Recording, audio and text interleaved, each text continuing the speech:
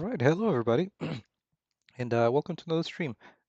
This week, I was hoping that I was going to have a little bit more of an update, but I did spend a little bit of time in actually creating a build of the game, and kind of fix some of the issues that I was running into. That took a little bit of time, and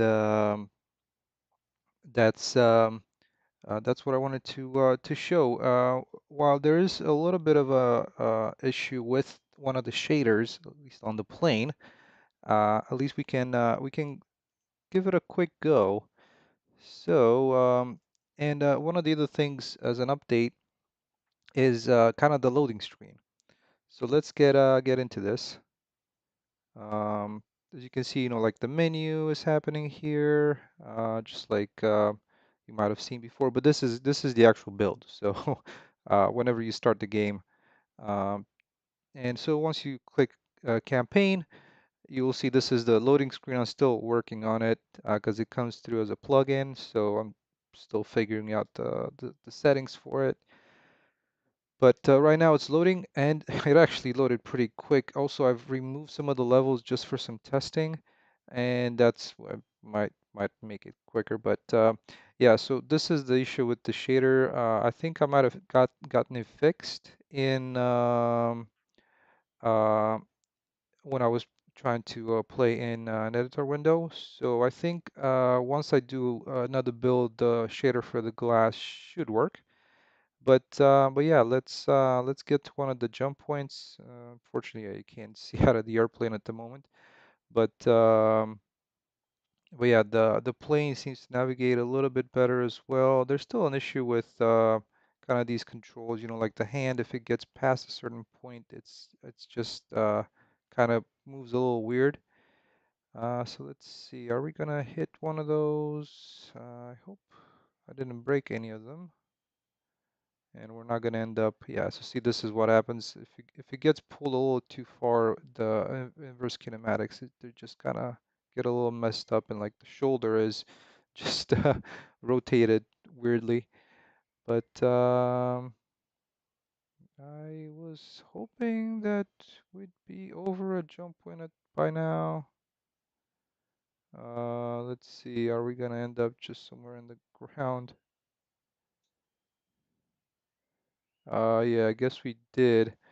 But anyway, so in here, you can, if you exit, let me see. I don't think you can hear the audio from like the desktop audio. So let me turn that on. Hopefully not too loud. Um, so kind of what we get in the background, and all these work pretty much. Like for the save, and I'm just gonna let the music play for a little bit.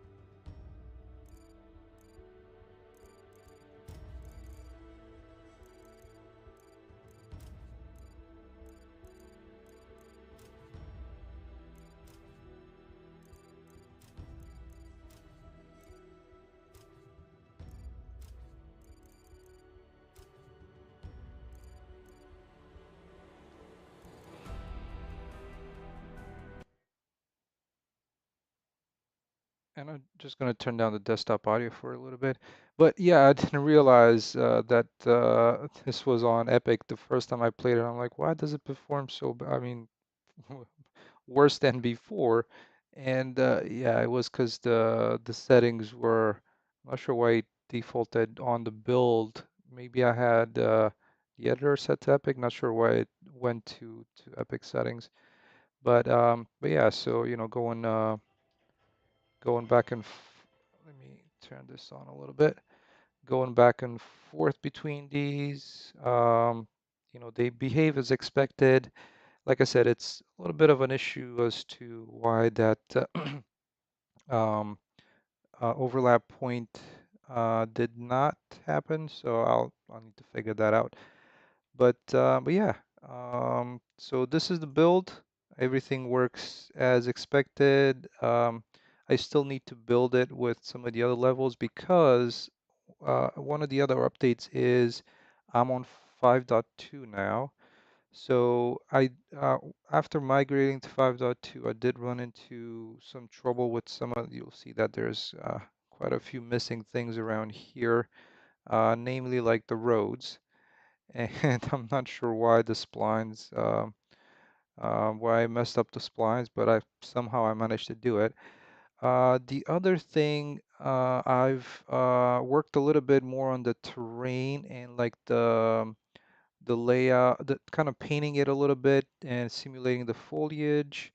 Um, so that's coming together nicely, especially, with this end over here looks actually kind of all right.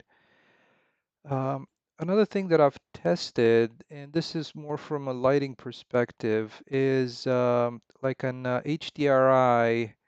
Um, I think it's called HDRI backdrop. Let me see. I can show you what I was trying out with that. Let's see. So HDRI. Yeah, HDRI backdrop. So let me hide my sky. Um, First, and let's place one of these actors in here because this is actually kind of cool. I think there's like a lot of people that showcase stuff. They use the HDRI backdrop. There is, to the way I look at it, there is definitely some limitations, but it's actually pretty interesting. So first, let's actually make this size. I think it might need to be quite a bit bigger. Um, I mean, yeah, it's kind of cool. Like if you keep it a little closer and you you know, make a smaller space like this. But of course, you're just gonna, it's still gonna be, that's about it. So you might want to make it a little bit bigger. The one thing that I do like about it is there is no um, there is no directional light, so performance does get a boost from it, which is pretty cool. The lighting actually looks pretty interesting as well. And I think you can add, let's make this a little bit bigger. I think you can add like a directional light to it. Uh, I'm not sure if it defeats the purpose after that, but one thing that I can't figure out is like these little really dark areas around here. And the one thing that I do have is I do have a kind of the this global illumination um, let me see real quick. This global illumination screen space ambient occlusion on. Not sure if that contributes to this. Let me try that out real quick. I'm just looking for that particular CVAR, and let's see where that is. And, da.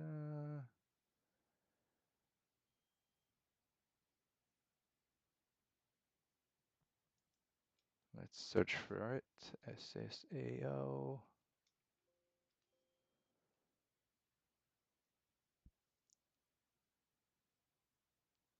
Well, at least I thought I did. Oh, this is probably not the right place.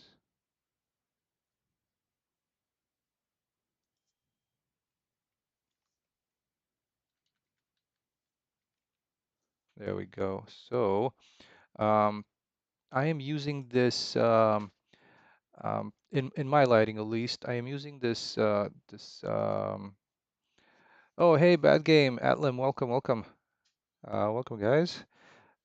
So one thing that I'm using for uh, with Lumen is this screen space ambient occlusion for the diffuse. So if you look for our Lumen dot diffuse indirect dot SSAO,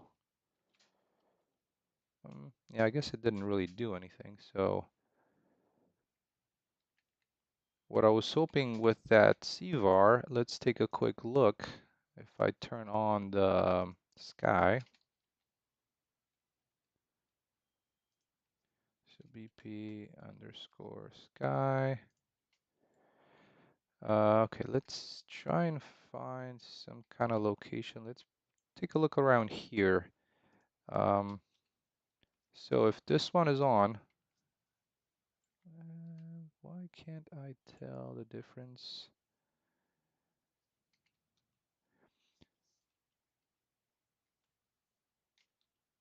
I'm wondering if they, since I'm just moved to 5.2, I haven't actually checked to see if this is even working anymore. Because what you could do with the screen space ambient occlusion um, for Lumen, it does provide that ambient occlusion that you can control with the post-process volume. So let me find the sky again. BP sky. Oh, and just as a side note that I forgot to mention for an update, I did manage to fix the bow as well because I think last time I was showing it, it had that re weird field of view. So I fixed that and it actually behaves like before. Actually kind of nice. I like it. Okay, so let's take a look at the, I wanted to show you that screen space ambient occlusion for Lumen. If I can find the post-process volume in here. Um, yeah, so this is it. Atlam, if this is what you were thinking of, this is what I was experimenting with. All right. So let me drag this over here, and hopefully I can adjust some of the settings in the ambient occlusion for this. Oh yeah, no problem. Okay, let's see, ambient occlusion. All right, well, let's see. The power is probably the one that's gonna be affecting things the most. And I can't remember if I turn it on or off. Oh, interesting. I wonder if they removed this.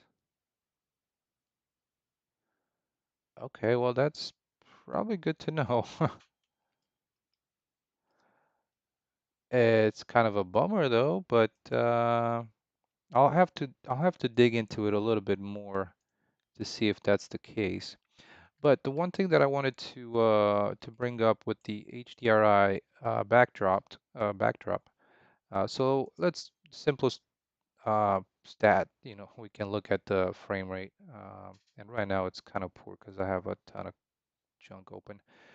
But okay, so this is oh, thank you, bad game. Yeah, so this is the and it's all procedural. I mean, besides me sculpting the area where the lake is, but everything else is placed procedurally. Oh, and you know, I manually placed like the splines for the kind of the water lilies and these reeds around the edge. Okay, well, so we're looking at right around 34, 33 frames per second. But if I was to only use the HDRI backdrop, um, yeah, so it goes, you know, you're getting 2 to 3 frames, at least in, like I said, it's probably not the, it's a very rough kind of okay performance indication, but I do like the HDRI backdrop idea. It does the only thing that it's kind of annoying, and I can't figure out what it is this uh, really dark shadows around like the contact points. I would say like in between these reeds, for example. And now the HDRI backdrop does have a skylight, and I believe with these ones. I'm not entirely sure, especially with Lumen, if the shadows from the skylight actually do anything anymore. But I think you can adjust something in it. Let me try something real quick. I'm just like really,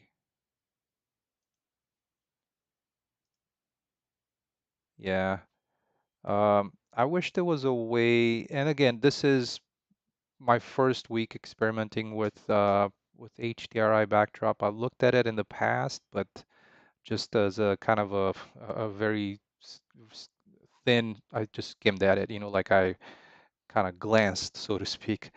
Um, and I am not entirely sure if there's a way that you can.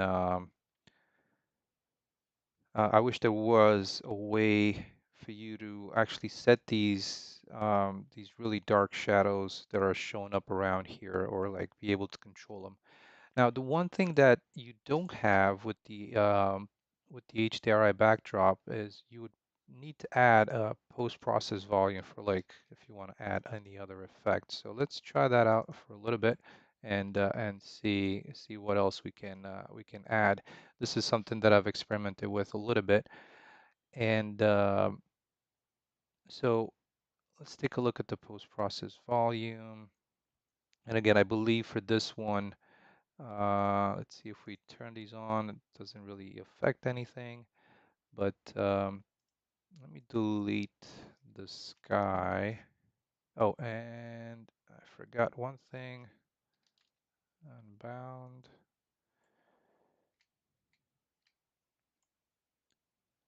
Hmm. Yeah, I wish there was like, doesn't seem to have too much of an effect, but let's play around with the exposure a little bit.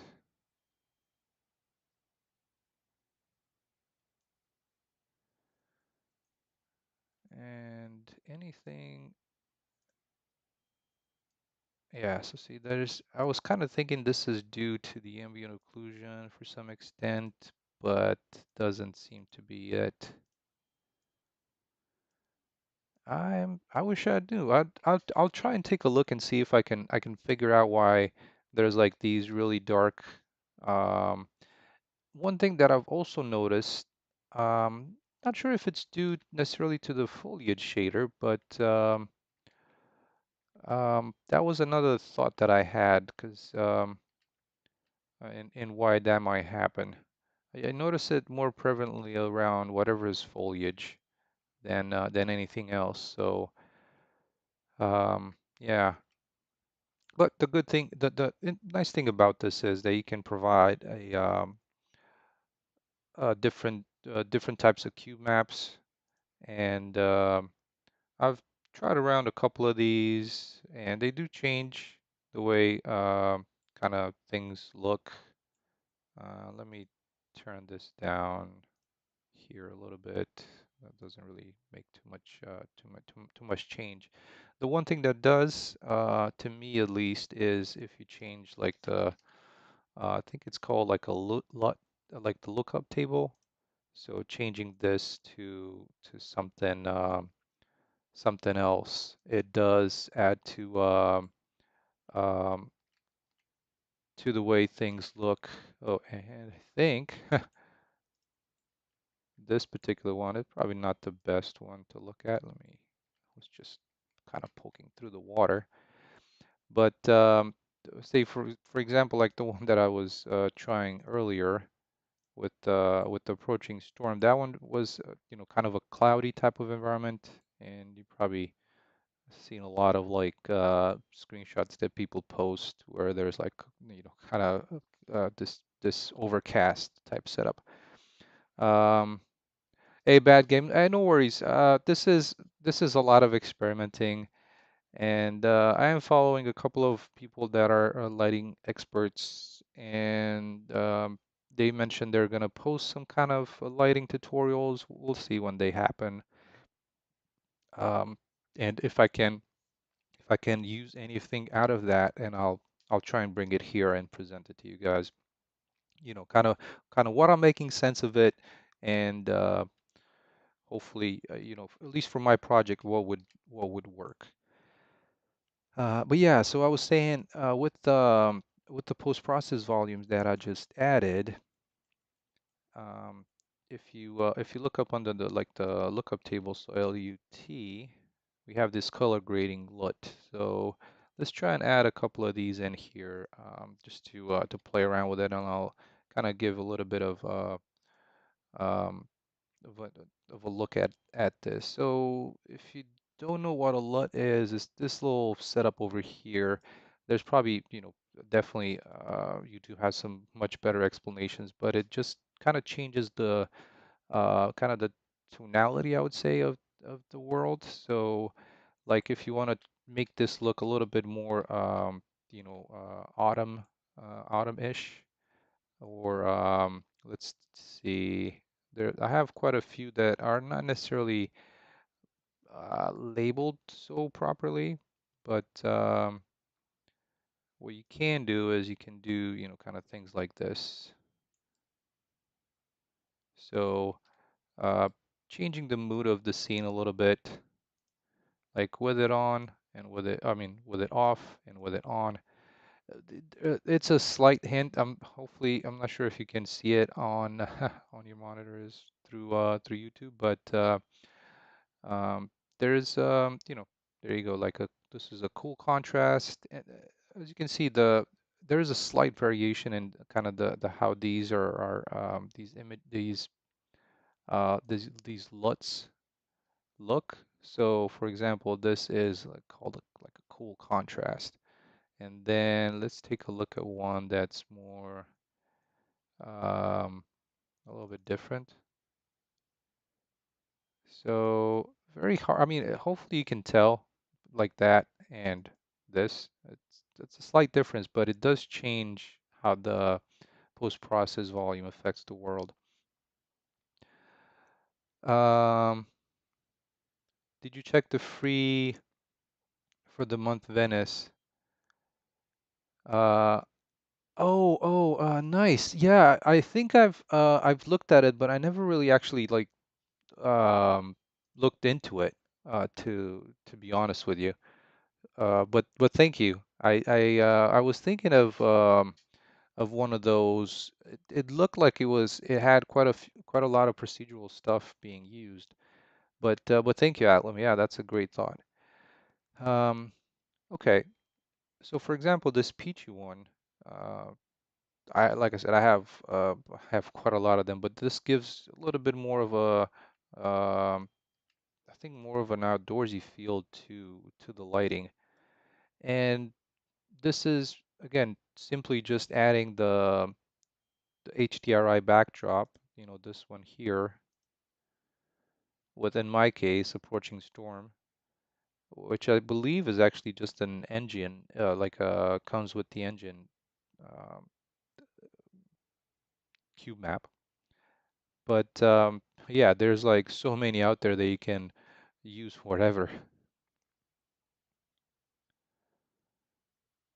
Oh yeah, Atlam, thank you so much. The one thing that I was having, you know, um, not necessarily a hard time, but because it probably could be done, but it's like the roof, like placing, you can, with that blueprint of mine, it was very simple, well, not very simple, but um, I was able to process the part of and understand the part where the the walls were made, kind of all sides of the building to some extent. But then the roof was just, I'm not sure why, but how do you do the roof? There was a few videos that were showing that up, but I'm not sure, just the roof didn't really click for whatever reason. I'm not sure what, but so. Okay, well, so that's what I wanted to show as far as some of my investigations. Like I said, some of my time was spent with building building fixing the issues that I had when building the project. So luckily, no, luckily, but happily, I was able to build it, and it's um, it's working, which is great. The loading screen also works because this being a world partition, uh, one thing that you can't really tell like I did before, when I had the levels set up, when I was loading multiple levels, I could kind of tell the player, okay, we're like 20% there, 50% there, 70% there.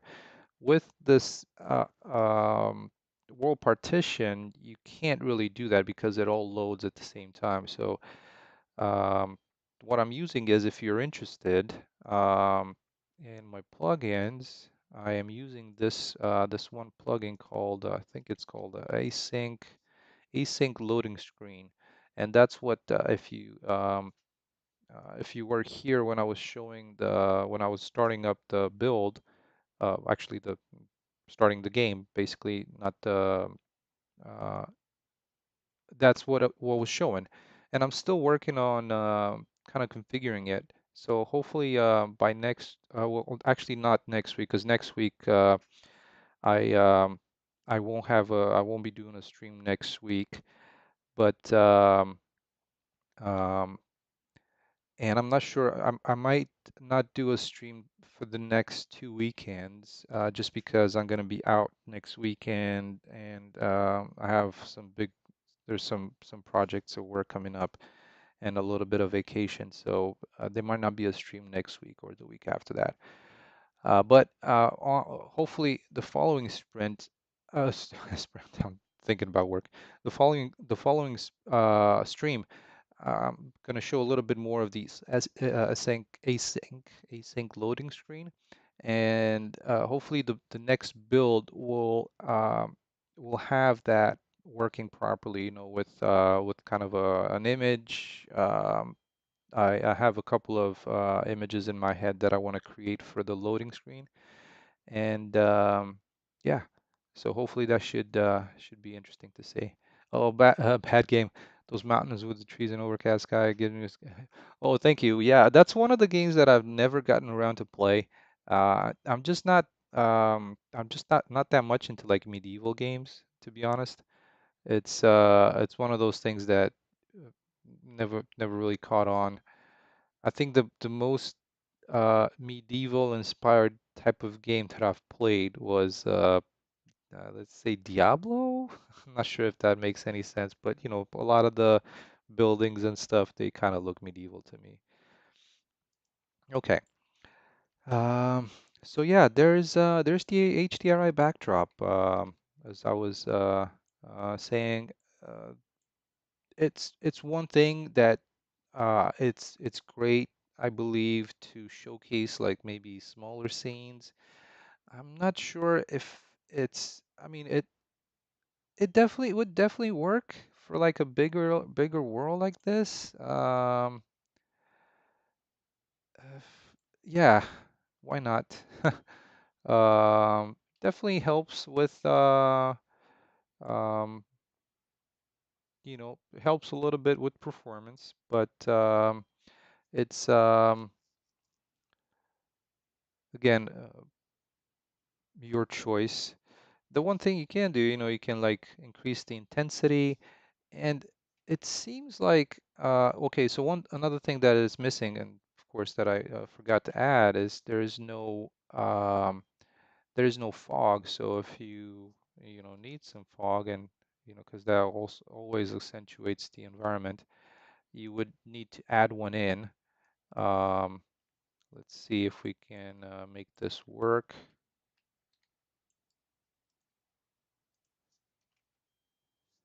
If we can.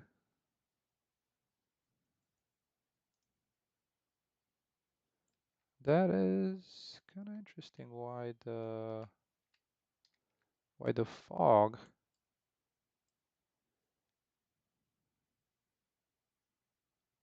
doesn't seem to be working in this setup.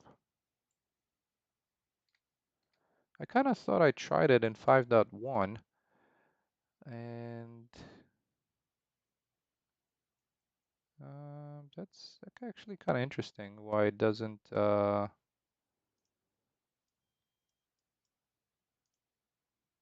work in here?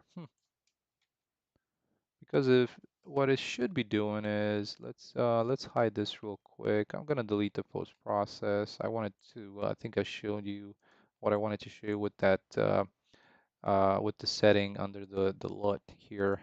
I don't think you can bump it up higher than 1. So again, it's just a subtle change, as you can tell. Um, not from this to this. There's some that might be more intense um, for the color grading, but yeah, I think I have so many, so I'm just kind of trying whatever I feel that works a little bit better for me. And I don't really use them out in the exteriors. It is more for like interiors where there's like a cooler lighting and stuff like that. Um, okay, so let's remove that. Let me turn on the sky itself. Yeah, so let's see in here. Let's see if what's going on with the fog, because that is definitely interesting. I'm not seeing any change in fog.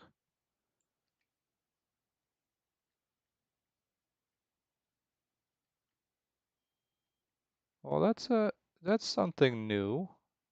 I don't think, because like I said, I've upgraded to 5.2 this week.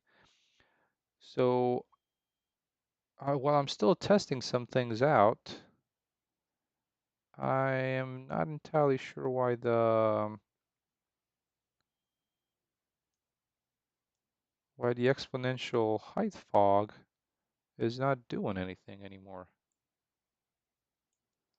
Let me try deleting this for a little bit, and I'm just gonna do some quick, just adding some lights in here. So starting with the skylight, then a directional light.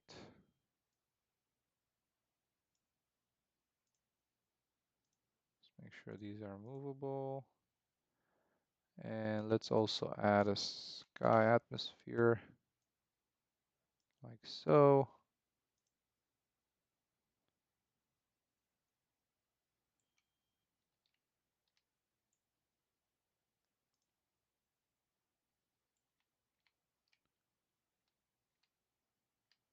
All right. I mean, that's looking pretty cool already, just by adding these items in. Basically, kind of starting from scratch with the lighting.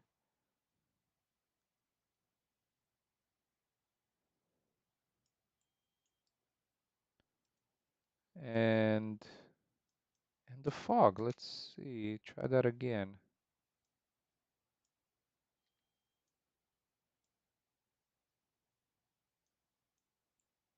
And nope, it doesn't do anything. What the heck? I hope they didn't break the fog in 5.2, or at least they didn't break something in my project.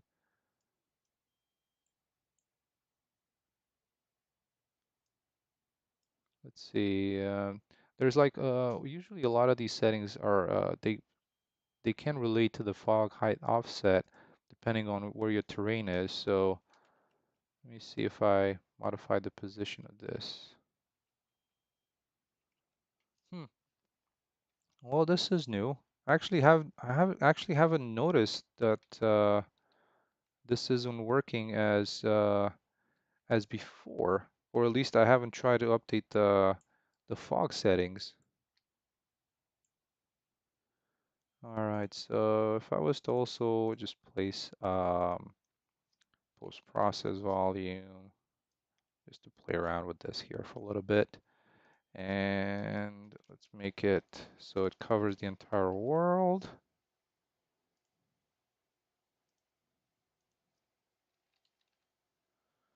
Let's turn on lumen here and here. See if we bump this up.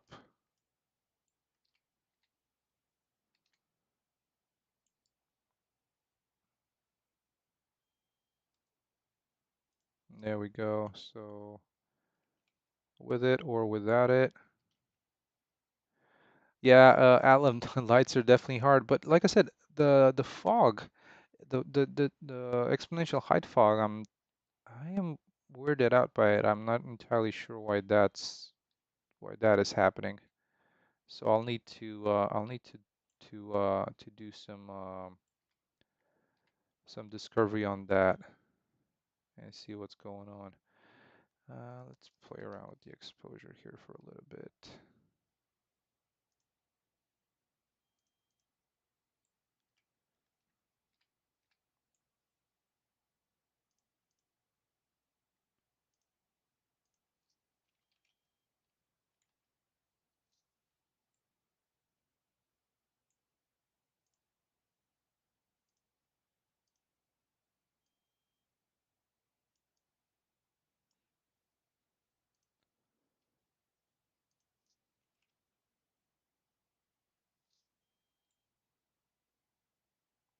Yeah, so there's definitely Lumen is pretty cool.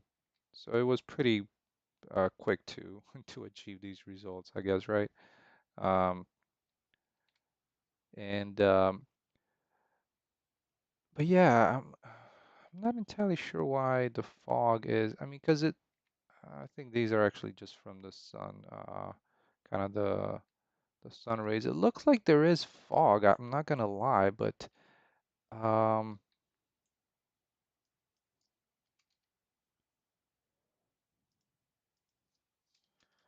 I'm trying to figure out where.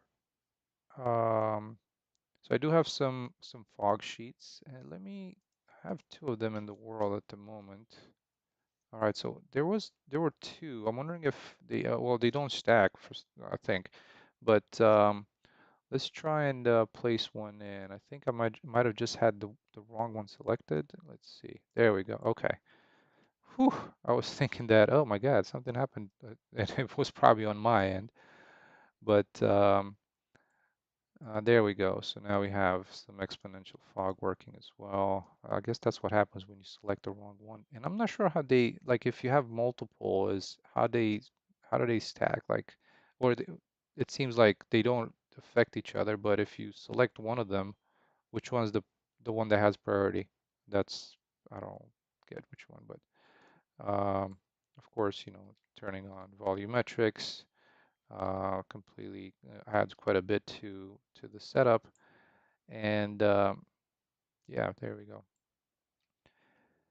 So what we were kind of stuck on, well, I wouldn't say stuck on, but necessarily, but we had that HDRI backdrop and I had the wrong fog selected. So let's see how it looks with the HDRI backdrop. And let me kind of remove this one and this one. Okay, let's place an HDRI backdrop in here again. There we go. I think I made it about that big.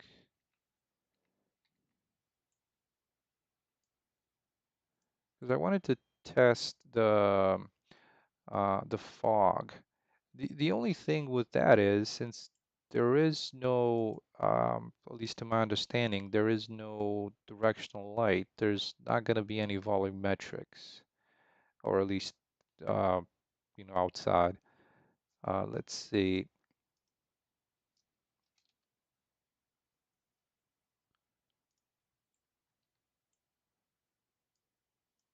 So yeah, as you can see, it's just there's like all the fog intensity you can apply, but um, doesn't really do much. I guess it's only when you have volumetric fog on that you have something happening. And the scattering distribution definitely adds to the scene, which is pretty cool. Let me try something like that, and I can't recall if this needs to go up or down. I was trying to get like an effect of the fog over the ground to see if that would happen. Uh, but so this is I'm not sure if this is the secondary data. So there you go. We can kind of see where kind of the fake sun is at. Um, I would call that. See, does this affect it? Oh, it does, but too much.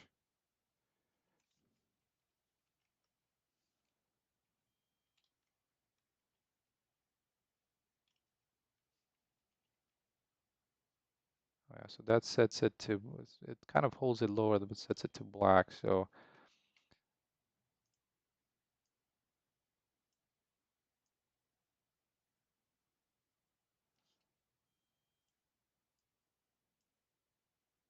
yeah, so see, it kind of it just sets it, it's kind of like a really fine location there. But always, what I sometimes tend to do is also position it with this, with the location.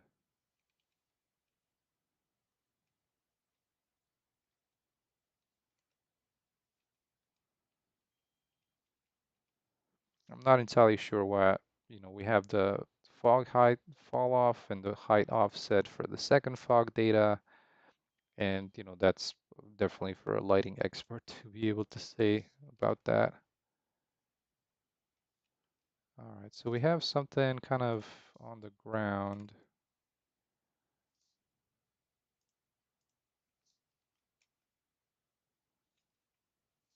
Let's try and bump this up to maybe 1,000 or 100. I guess you can't go past 10. Okay.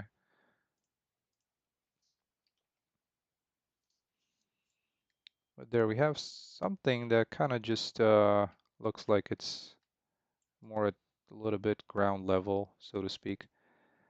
And then playing with some of the scattering distribution, that definitely helps quite a bit. The extinction scale, kind of interesting effect. And there's one other thing that you can add to this. I believe there was like this in scattering color cube map. And this one can take, let me see if I can search for some cube maps under textures and cube, I think it's cube, texture cube. And if we add that in, it should kind of change some of these. You can see like back there, it's pretty faint. It does change um, some of the look in the background. This one's probably not the best one. This cube interior. Let's see. I know I have some other ones that's a little bit with less detail. So let's try this one like that. Yeah, there we go. So that kind of adds a little bit to it. Kind of a variety of how things look in the distance. All right, and one more setting that I wanted to share and that at least I kind of know about is these cutoff distances, and I'm still kind of finding my way with where how this is applied. But let's see. So I'm gonna keep this at 1.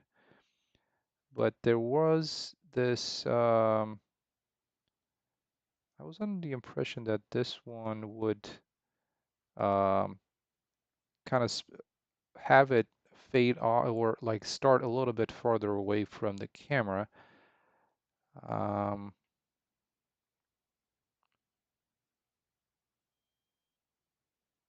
but maybe let's see, was it under the view distance?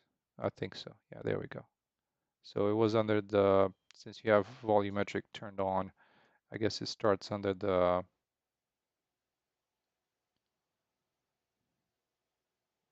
volumetric fog section. So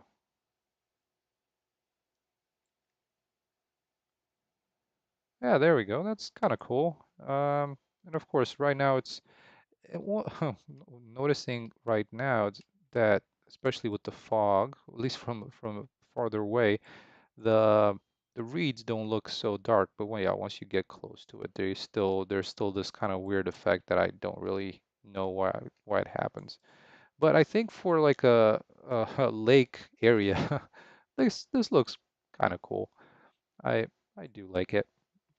So just um, playing around here a little bit, nothing really useful, at least from for the game perspective.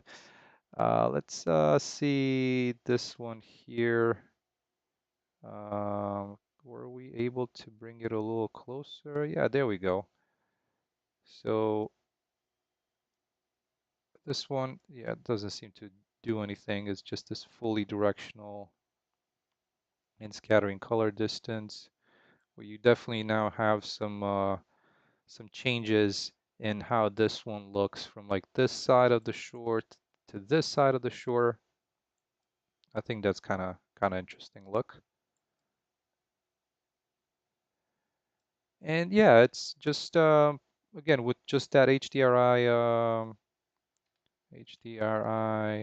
backdrop. This is all that's powering the scene. And you can probably turn it down some more. Oh, interesting. That's actually kind of cool. They can I wasn't sure if the intensity setting to 1 is just how it looks by default, but bringing the intensity down seems to actually kind of help with the lighting in here. And let's see, I'm gonna save this real quick, but I want to see if changing it to epic or cinematic change. Oh, look at that. So I guess once you change it to epic, mm, it's kind of odd, right? Because it did feel like it looked better before, especially in the distance where there's like these trees. Let me find that position. Where was it? I had that little spot that looked kind of cool. Right about here, I would think. Yeah, so it did change this kind of distance. I think it's like a distance field shadows or something to that extent. But see if we go to cinematic. Still, I have to be honest. I at least on my machine, I feel like it looks better on just on high. It feels like sometimes changing it to cinematic or epic, it looks worse. Yeah. Okay. Well, there we go. So hopefully that was I didn't prep for it at all. I was just kind of trying to see what would work, and actually testing some things um, now that I haven't tried before. Oh, thank you, Bad Game. Yeah, I think it definitely looks better on high. Like every time I've tried to change it to epic or cinematic, it made things look worse. I'm not entirely sure why, but it just did. And yeah, let's um are you gonna have time of day cycle? No, I won't. That's I think it's just too much to add on. Um, Initially, that's what I was thinking of doing, having a time of day, but since it's not like a survival type game that things change, it might be a cool thing to have like a time of day if if things would change, from the perspective of how the enemies work. Like the enemies would behave differently at different times of day. That could be something. Yeah. Okay. Well, I want to try something real quick. To jump into game mode here. Let's see. Where is my player start forest? Um, Oh, it's all the way back here. So let me try and jump into game mode over here. I want to see how things look because I am definitely digging the um kind of the ground fog, so to speak. And and the lighting, of course, um with the little drawback of this weird little dark really dark around, and it looks like it's mostly around these reeds. So I'm not sure if it's something with the shader for these reeds. Hey, $30. Welcome, welcome. Thank you so much. If that's the case. All right, let me hopefully I'm picking the right one. Oh, I forgot. I think I might have I should have set it so that it was not dev anymore, like not I think I'm gonna start with the plane right now. Let's see.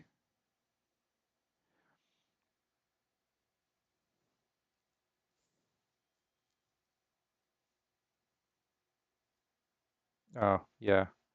Well, I mean, it's a good thing to see how the lighting looks once you're in the plane.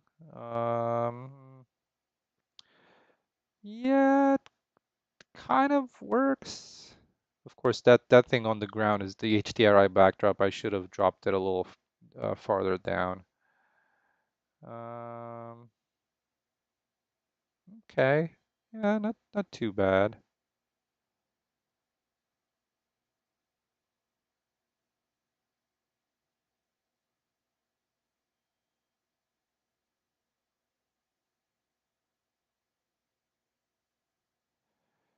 I think I am liking the fog set up that this way. So whether I'm gonna do it, whether I'm gonna keep this lighting setup with the HDRI backdrop, I think with the fog at least might make it interesting.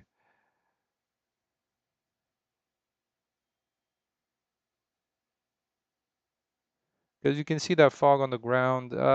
You know, definitely maybe for like a horror type game might work a little bit better, like a more tense type of psychological kind of thing. But yeah, maybe in my case, I don't think it's gonna necessarily be needed. But okay, well let's start it from here. Just gonna edit my level blueprint here and make sure this is not the game first time. So we should start right there.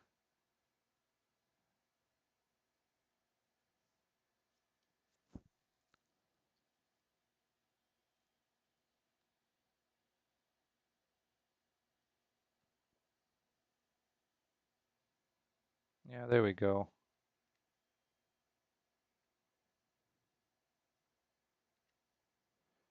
Okay, that works out pretty well.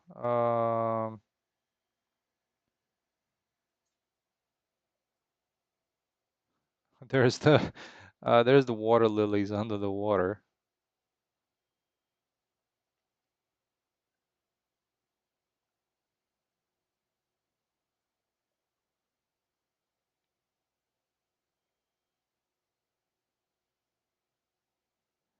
Yeah, the reason why it's all green like that is that I haven't set the kind of the position of the water body. But okay, so that works. Well, anyways, that was an interesting try to see to play around with some of the lighting. Hopefully, my experimentation got you something useful. But but yeah, let's clear some of these things out. So let's remove the fog.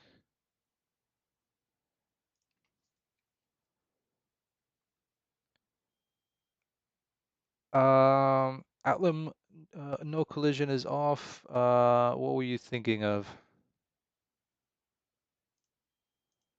Let's remove the HDRI backdrop. Let's see, what did I still have anything else in here? I don't think so. Oh, that's something that I made. I let's delete the sky atmosphere. So yeah, the swimming, I think there was one thing on the marketplace that I was looking at, and I think I tried a demo, but I didn't really like it. I can't recall what was going on with it, what I didn't like about it. So um, I just went about and looked at um, some some small guides on like um, the the water surface and such. So um, that was pretty much what I what I came up with. Yeah, let me place the so swimming did work though. What asset out of water collision? I'm not sure I follow.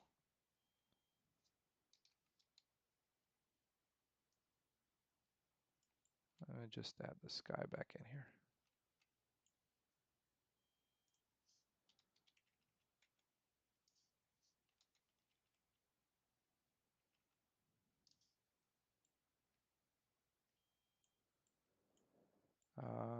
Maybe it can be a little bit more. There we go. Okay, I'll keep it that way. Yes. Okay. So let's see. What else? Did I have anything else to show for?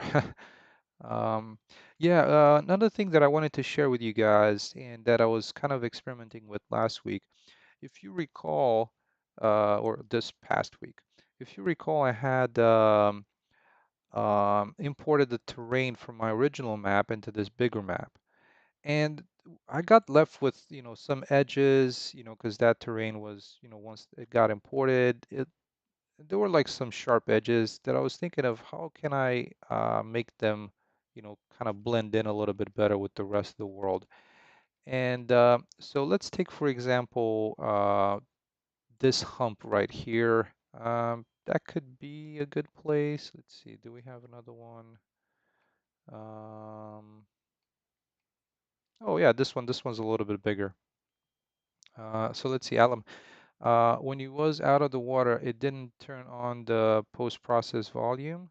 Yeah, so what happened was what happened the way I have this set up is each one of these water bodies, they have a water level. So right now, for example, this one is at 1836.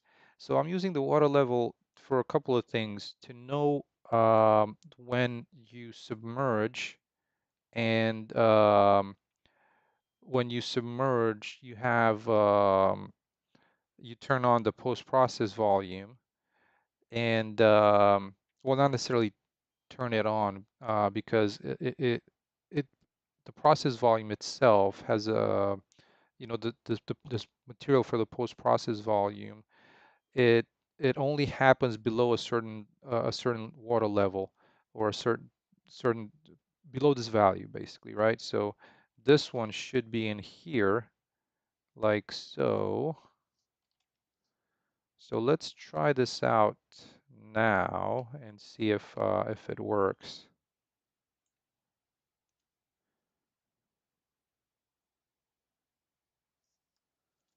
Um, so yeah, this is with the water level is this is how I'm using it um, to determine whether to um, what level that water is. So basically where I'm going to set the water line and the ability to start swimming not the ability to start swimming, but see like there's the water line there and on the water. So the post-process volume on the water, and then when you surface,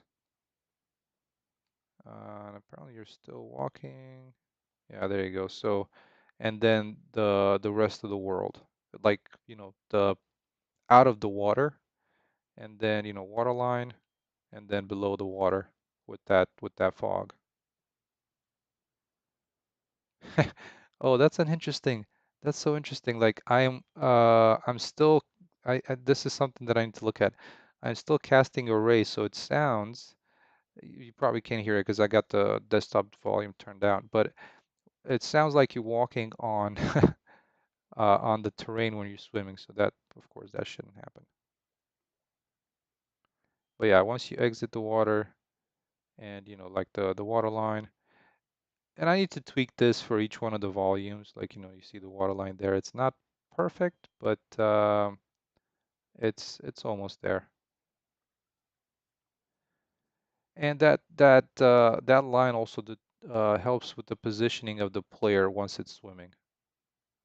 So like, see, this is kind of how it looks in third person. And right now it still thinks it's on the water, so I'm guessing that that value that I put, it needs to be a little to have a little bit of tweaking because this is how it's supposed to look. Um, yeah,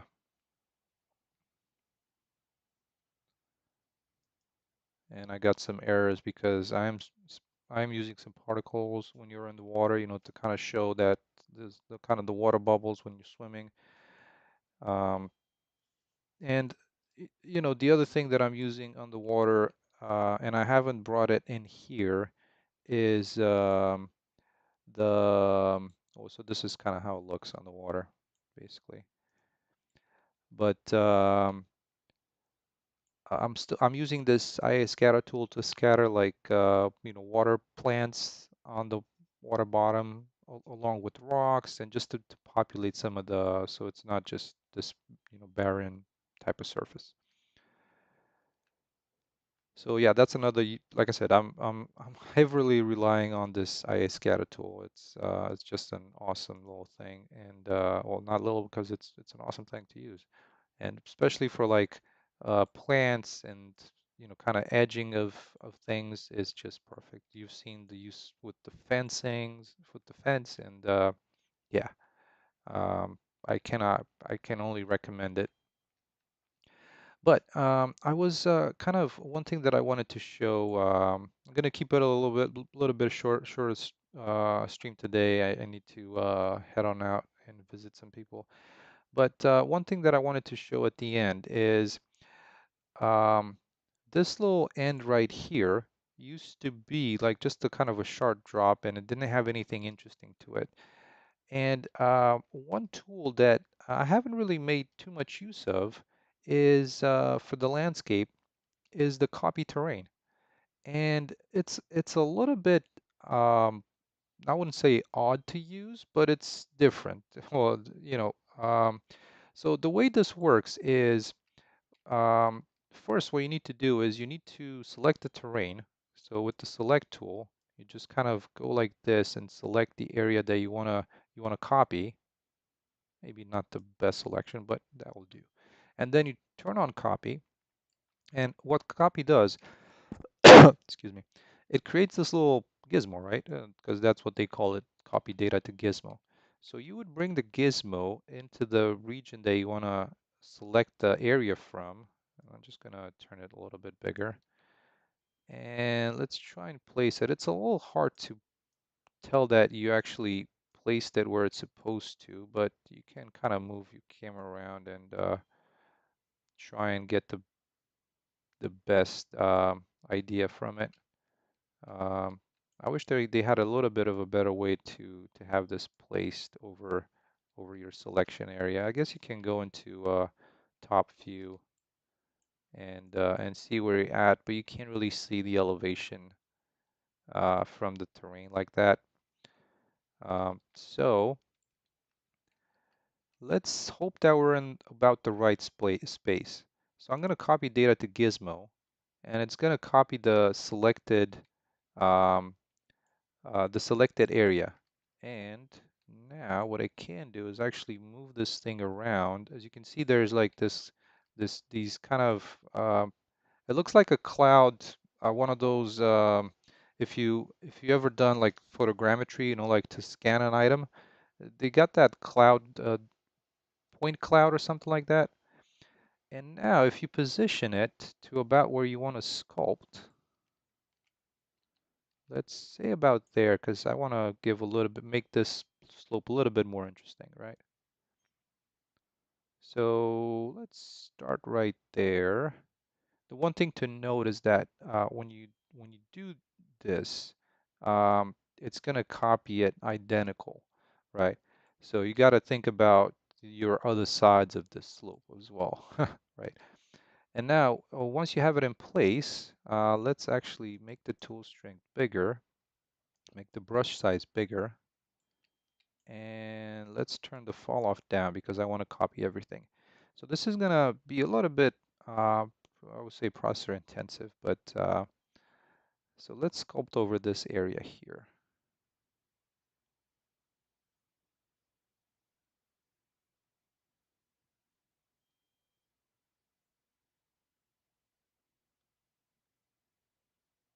All right, almost there.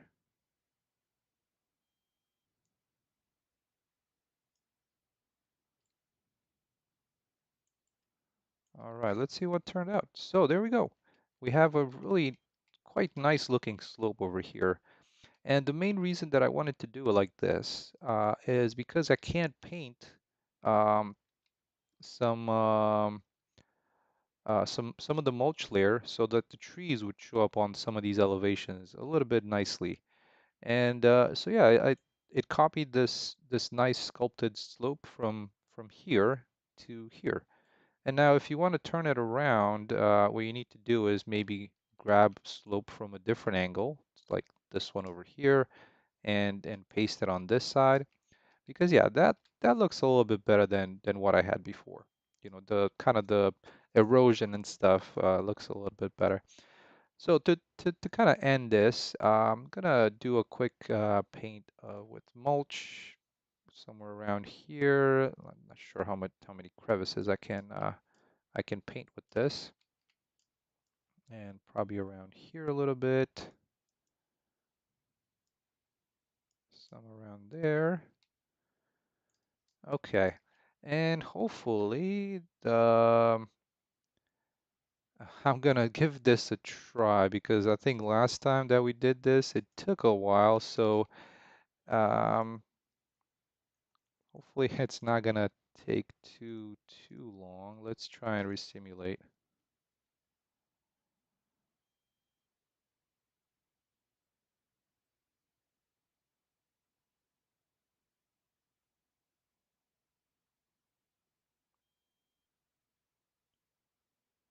We'll give it like a minute or two if it doesn't because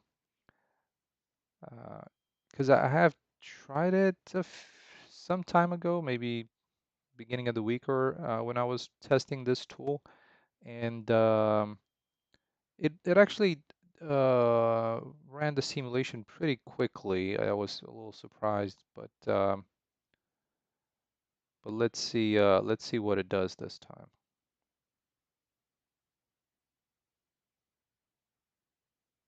Oh, so sorry, Atlam. When your wheels out of the water, didn't turn on the post process. I used collision for that. Yeah, that's definitely a way to go. But like I said, in my case, I don't really turn them on or off. They're just based off of that water level. That's how the post process works in the post process for that for the water body basically. So I'm hoping that made sense, that explanation.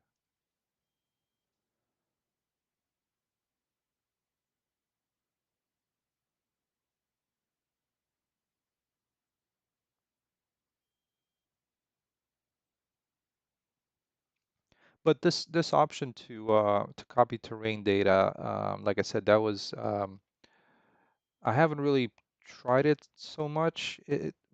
Maybe to some extent it's just because that it's a little I wouldn't say convoluted, but you know, you have to use the select tool first, then go into the copy, then paste data into the gizmo, then move the gizmo somewhere else, and then are we gonna sculpt in that same area? Yes, we do.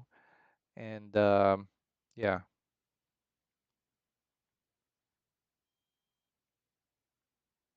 so this might take a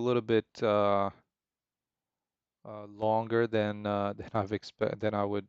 I mean, I kind of expected it to take, but I since I don't really know how long it's gonna take, basically right now it's 100%. So why isn't it complete? But it is not. So what I will do is the main thing, like I said, that I wanted to show you were some of these last items. Um, Another stream in so not next Sunday, but the Sunday after that. It will probably just be just some play around with some level design because, like I said, I won't be able to do too much work in the meantime. But we'll probably get to or resume from this point with some of this foliage and how it got placed around. I might do a little bit more terrain sculpting using this copy tool and um, hopefully finish off some of these areas around the edge of the playable map, playable area. So there's a playable area, and I wanted to kind of limit it through with some of these terrain features. And yeah, I think that's going to be it for today. Like I said, I was hoping that, but it's trying to simulate the foliage on a pretty large area right now. It's about 32 square kilometers. I haven't, or even probably a little more. I haven't extended that foliage volume that much. So it's yeah, there's kind of a big area to do, and 2 to 3 cores. It's as it's probably trying to use. I'm not sure if it's like this simulation is multi-threaded, but it's taking taking a while. All right. Well, thank you guys so much for stopping by for this Sunday. And like I said, I will see you in 2 weeks. I'll I'm gonna try and post kind of the schedule the stream a little bit earlier and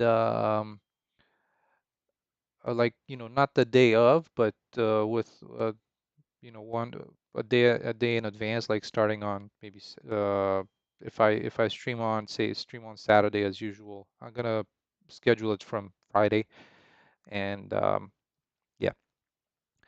Okay, well, I was trying to like kind of yammer on or blabber on for a little bit longer. Was hoping that foliage will complete, but well, it didn't. Oh, actually, oh no, there it goes. I uh, yeah.